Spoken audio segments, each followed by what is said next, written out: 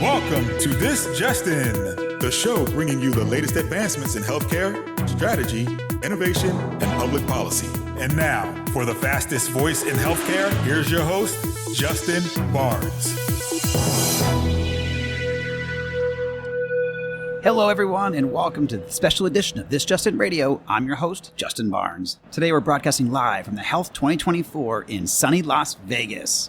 For today, I have a fantastic lineup of CEOs, CIOs, care providers, policy leaders, and visionaries. As many of you know, my goal for broadcasting live each year from these key conferences is to create an information medium that shares best practices, strategies, and actionable intelligence from the industry's leading sources and experts. My goal, along with all my guests here, will be to offer tactics and strategies to not only survive, but to thrive as you navigate your hospital, your physician practice, your company, or even your family through all of these changes occurring across healthcare.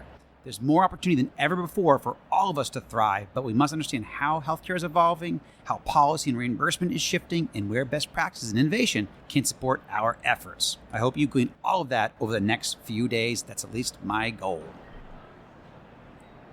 And welcome back to This Justin Radio Show, broadcasting live from Las Vegas. My next guest is Tony Nunes, Senior Manager, Healthcare and Life Sciences from AMD. Welcome back to the show, my good friend. I am always happy to be here, Justin. I'll tell you what, it's always an exciting day when I can do your show. I love it. Getting used to it. Thoroughly enjoy it. So you just got in, obviously. I know it's been a busy week for you, but great to, for you to be here and to see you now, and glad you made it safely. It has. I'll tell you what, I've been in this business for 30 years, and the excitement around technology and its impact on patient care has never been higher. The buzz is enormous. I spent the last 2 weeks traveling through Europe and meeting with different user groups and different customers, and I'll tell you what, there's a palpable excitement for the future. Yeah, I couldn't agree more. And actually, yeah, I feel that here in health. I've been here for 36 hours now, and the electricity, the excitement, the energy, and even really cool, the innovation. Very true. Is all around us. And, 12,000 of us here having a fantastic time. It's amazing how fast this show has grown. I know. I mean, in the last couple of years. 5 years. I think you're 5 or 6, 7 years old now. Yeah. Every year it's growing by a couple thousand people. Yeah. So I think, we're over 12,000 now. So I always love this question, start off on a very positive note. What progress are you most excited to see occurring in healthcare today? Oh, let me tell you. There's so many things I could talk about. But if pressed, it's the ability to personalize my personal medicine. And that's kind of a mouthful. Yep. Let me explain.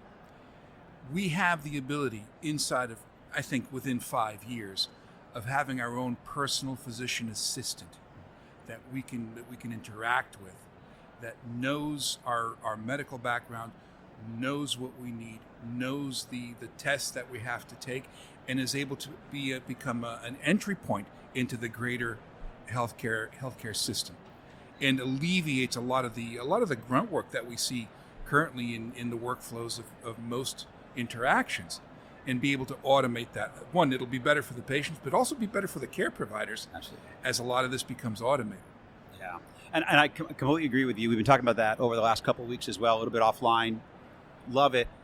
And I'm starting to see some of that too. So even what you kind of projected here, a couple of months ago when we first brought up that topic, I started to see that here, certainly from the top tracks here at Health, but then also even some of the innovations around, what really AI means. Now we're starting to see what's really exciting, and you and I talked about this a couple of weeks ago. We were at a conference in Atlanta, the HIMSS annual conference there for the Georgia HIMSS, and you brought up this point, and there we're starting to see where these innovations are actually taking hold. We're actually using, AI is actually integrating itself into our care plans, our care workflows. It is bringing these type of innovations to market. So it's exciting to see for sure. It's still in its infancy. But I think what we came out a couple weeks ago was we're excited to see where AI is making a difference today. It's no longer in the future. It is here and now. Oh, exactly. Exactly.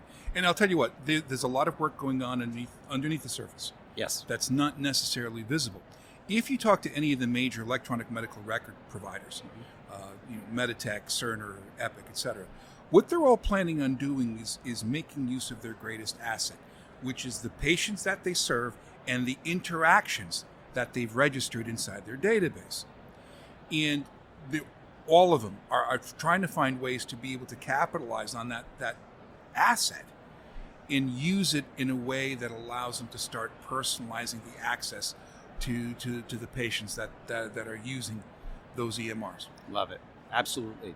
So what trends, either healthcare or digital health trends, are you seeing in the industry today? Well, first is the collection of data. And that started more than 10 years ago, okay, with personalized wearable devices, etc. But it's one thing to collect it. It's another thing to interpret it. And the real value of generative AI is not creating something that's different, but using what's already there and rapidly coming up to conclusions that would normally take a large amount of time, a large amount of staff to do. Right. That's the real difference. And all that information exists, and we've been collecting it for decades and decades and decades, whether it's medical imaging, whether it's electronic health record information, it's all there. Question now is, how can I start looking for patterns? How can I start comparing information that I need against a cohort that looks like me, and be able to come to meaningful actions that can be taken from that? And then this doesn't replace physicians, obviously. That's always the fear. Yes. That's not going to happen.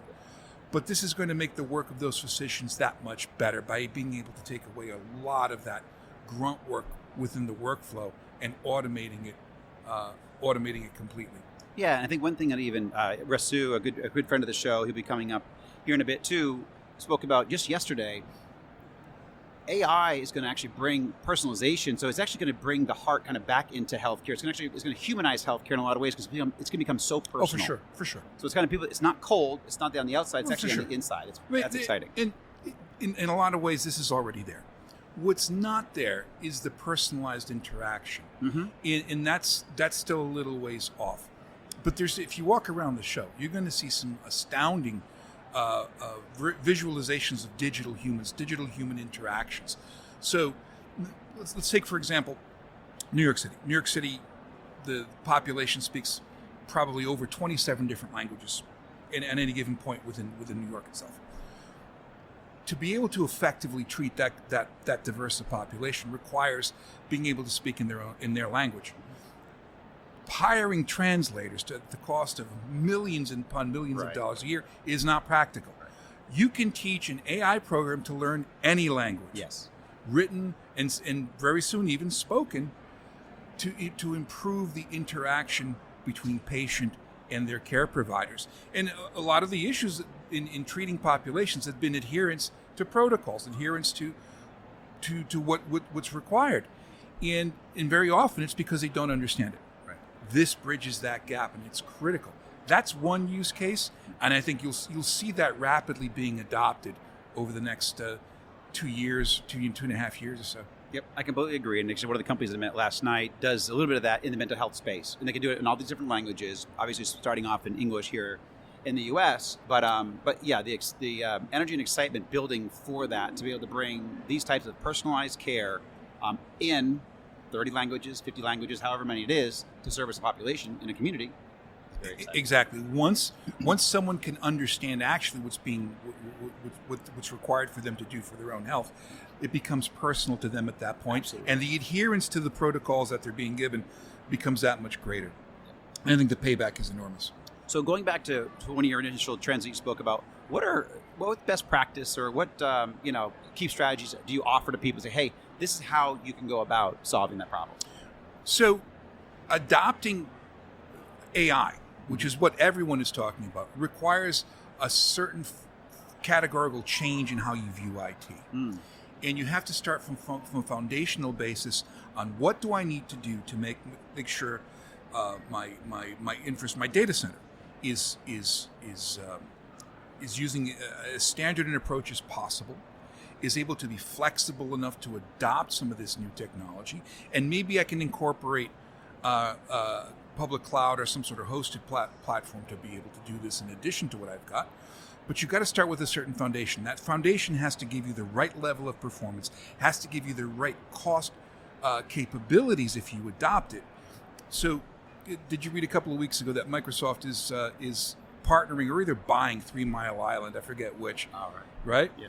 And the reason they're doing it is because the demand for power that generated by AI is so great that they've got to get their own power source. Well, if we look at the individual data center in a hospital, adopting AI isn't as simple as going out and buying some servers and doing it. It requires an awful lot of power, and it requires the space, and it requires the capability to be able to fit it into what I've already got. So, as a foundational technology, you got to be able to do the same level of performance with fewer numbers of servers. And thankfully, my own company is working on this better than anybody I know, in being able to create the foundation to give you that level of performance, to give you the security built into the chip itself, right, to give you the capabilities of being able to consolidate, in some cases 7 to 1 or more, into the data center, to make room for AI. And that's going to be key. You've got to start with the foundation. And people don't necessarily think of it this way, but I think the best CIOs out there are absolutely mapping it out on this basis. Absolutely true. So thinking beyond today, it's kind of my favorite question. What do we need to be ready for to navigate in 2 or 3 years from now? I know there's a lot in healthcare, and we evolve sometimes quickly, and sometimes we don't evolve as quickly, but what do we have to be ready for in a couple of years from now? It started many years ago, but non-keyboard interactions. So voice interactions, visual interactions, the ability to capture emotions in characteristics in the way people walk and the way people talk, and to create a response back in some form. That data is being collected, and then there's privacy concerns that go along with this, and they're legitimate and need to be discussed. But by and large, this is going to happen. So the interaction between you and the system is going to fundamentally change, and it's either going to be through natural language voice, it's going to be through gestures, it's going to be through interactive visual analysis of the system and you. And this is, I when I had older parents that I was taking care of, very often the way they would walk, the way they would slur, would be an indication that something else is going on. You got it. And that requires someone to watch them all the time. Yeah. But what we're going to see fundamentally change is that as they interact with some sort of mechanism with their doctor, those characteristics are being captured and automatically developing some sort of iterative action because of that. And that's what we're going to see. I love it. Completely agree. And actually, again, one of the receptions that I went to last night, someone was talking about this AI feature, I guess they have, or function, where it actually does, it learns the motions of your face, the motions of your eyes, the motions of your lips. It reads your mood. And then it gets smarter and smarter. Yeah. It's more on the mental health side. But so exactly right. What you're talking about is absolutely on the way. I hadn't even gone down that road, which unfortunately is an enormous issue that we're dealing with since the last 4 years. If you look at the stats, even with young people, and young people consume, digital media, digital interactions more than any other generation, and they're also suffering from the largest amount of unfortunately emotional issues. Absolutely. As a result of many things. Being able to connect with them where they are is going to be a key factor in being able to bridge the gap for treatment. Absolutely agree. Tony Nunes, AMD, thank you for joining me as always. My pleasure, my friend. Always happy to be here. Thank you. Got it. We'll see you soon. So my next guest is Nick Patel, founder and CEO of Stealth Consulting. Welcome back to the show, my friend. Great to be here, Justin. It's great to have you. So I assume it's been an amazing few days already for you? Yeah, it's been busy. Back-to-back meetings, networking, great events. So what's your goal? Before we dive into the good questions, what's your goal for being here? Yeah, one is to meet some of the clients that I work with, both on the PE side as well as health system and health tech, see how things are going and where connections need to be made. But also kind of look at what the trends are, what's the theme kind of overall at health this year. Yep. So my first question is always kind of a fun one. What's the most exciting aspect and progress that you've seen in healthcare today? Yeah, one of the best things that I've seen happen is better collaboration between the tech companies that are out there. I've heard that a lot. I totally agree with you. It's awesome. It's something that we have to realize. And I'm a physician. I practiced for 22 years and ran a large digital program at Prisma Health, largest health system in South Carolina. Yeah. And there's a lot of siloed solutions out there, and we need to be able to kind of daisy chain the right applications together from the front door to the side door to the consumer engagement piece of this. Yeah, you're spot on. Like I said, my show, I broadcast from another show conference about a month ago, and that was a resounding theme about how we have much more collaboration than ever before. And then ironically, at breakfast this morning, I sit across from a lady, she's like, what is her first health conference? She's like, what's kind of like, what's an inside track that you could give me, or best advice you could give me? I said, look for systems that aren't siloed in any way. Basically, look for things that are integrated. It's going to be integrated with the care strategy, the care flow, everything, technology, interoperability. You can't have these systems that are disparate in any way, because that does not fly. You can't scale it. So it's kind of going back to basics, really, honestly. You got to focus on the use case. As a physician leader, I never looked at the tech. I love technology, don't get me wrong, but there's a lot of stuff that's in this room, right, in this show, and you have to try to be prudent about your decisions. You have to be very pragmatic as well on what are the problems you're trying to solve with this technology. So what are a few trends that you've seen out there, healthcare, digital health trends in the industry right now? Well, again, a lot of health systems going back to basics.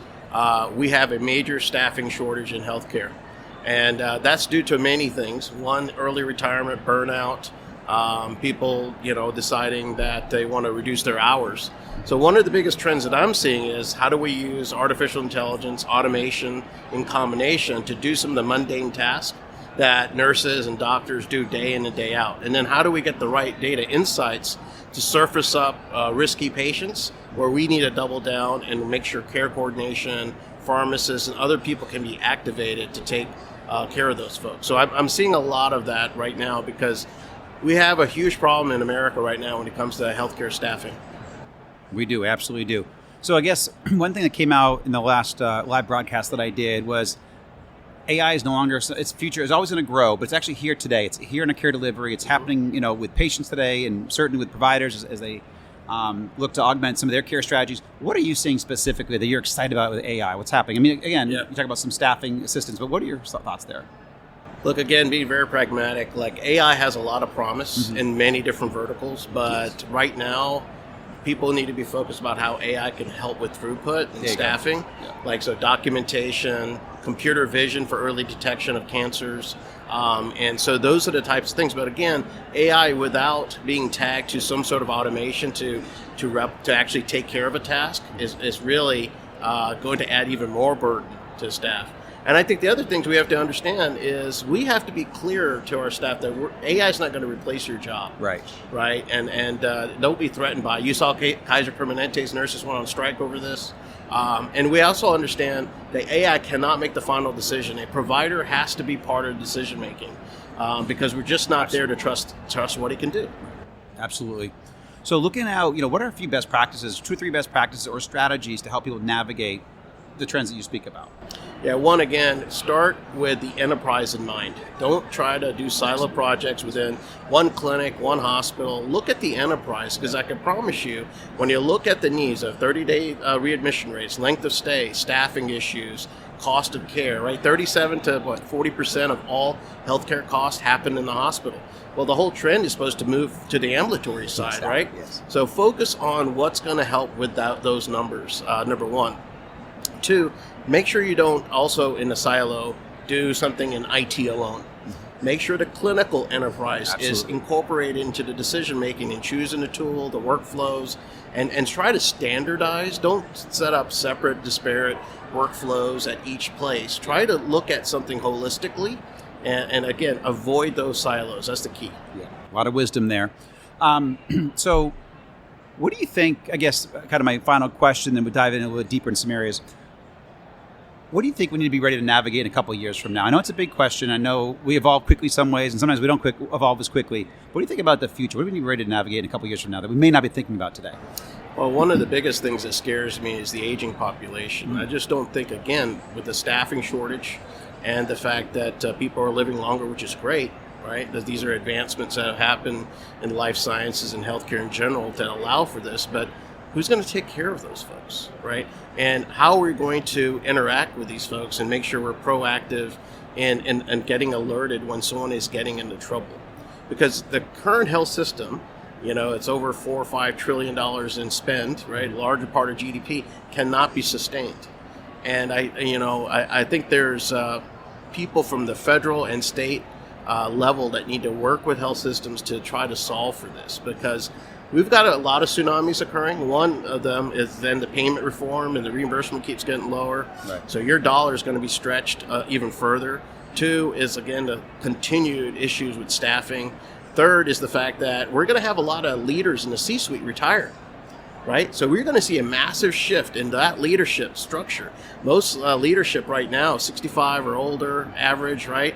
They're going to retire. I already see this happening at a lot of places I work. Yeah. And so you're going to see a new sort of generational leader coming into healthcare, and that's going to fundamentally change the direction we go from the old guard to the new. Wow. I completely agree with that. And I've not spoken about that, and I've not heard that, but I actually see it. We read about it almost every single day. Yeah. And in the Beckers, whatever, Right. news journals that you read every single day, talk about the change here, the guard, and I completely agree with there.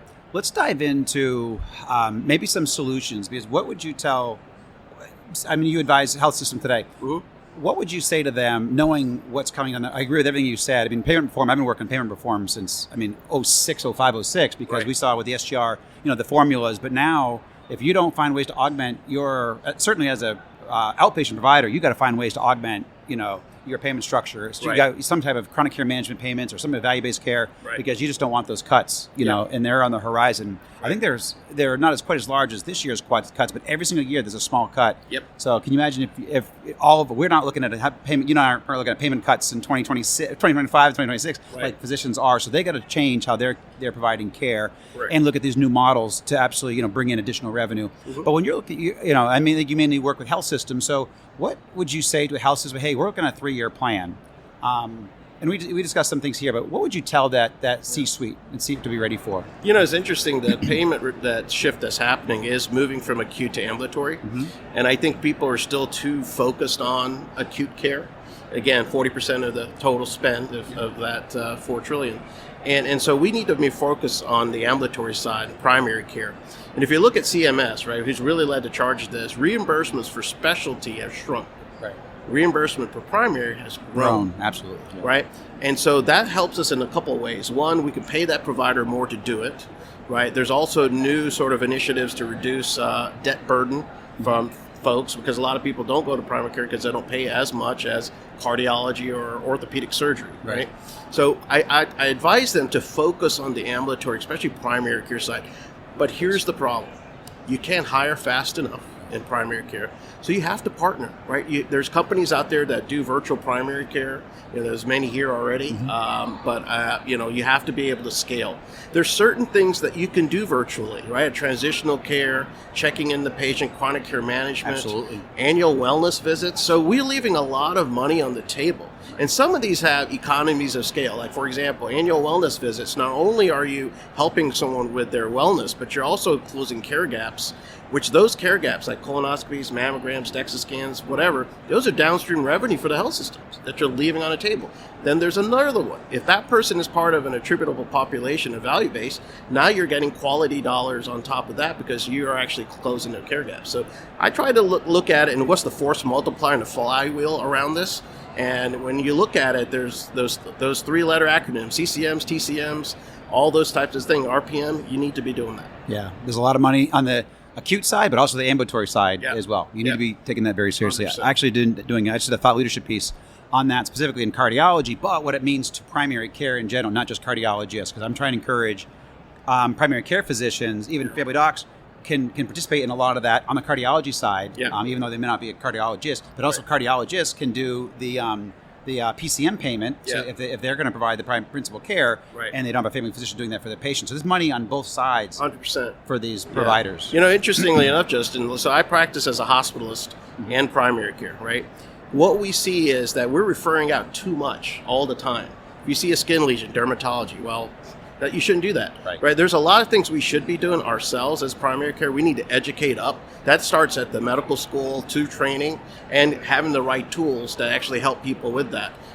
For example, people refer out for dermatology all the time. There's a 6-month waiting list. You should be able to do that. We have technology that's in this room that actually can use computer vision to guide a person to say that's skin cancer, and here's the steps you need to do to fix it, right? So I think we need to train up. The last thing I'll say to that is that is a big tsunami too, is mental health. There's not enough psychiatrists, psychologists, CBT folks out there to help.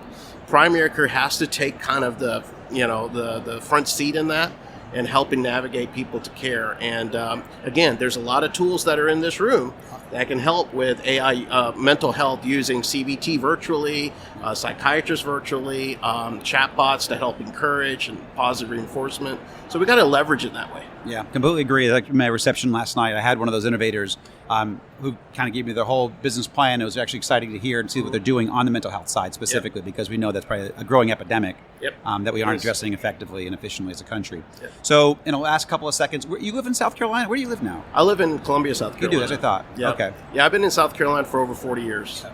Excellent. Yep. Well, Nick Patel, great to have you on air. Actually, the first time you've actually joined the show, I believe. I've been trying to have you here. It's been crazy, but I'm glad it all worked out. So. Yeah, thanks for having me. It's awesome. You got it, my friend. We'll do it again soon. Thank you. Thank you. All right. Good to see you. Well, that's a wrap. I just want to offer a note of gratitude to my dedicated partners of the weekly syndicated This Justin Radio Show and everyone that voted us 2024 Healthcare Podcast of the Year.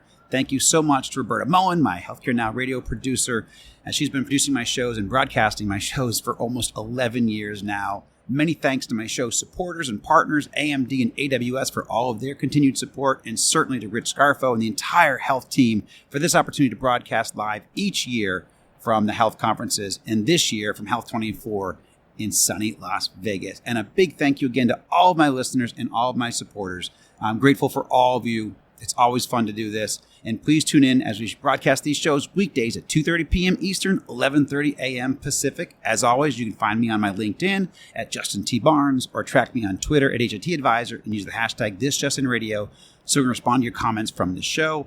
If you miss any of this broadcast and want to hear any of my shows, they're all posted at Amazon Music, YouTube, Spotify, Pandora, Apple Podcasts, iHeartRadio, SoundCloud, Spreaker, and on the TuneIn platforms.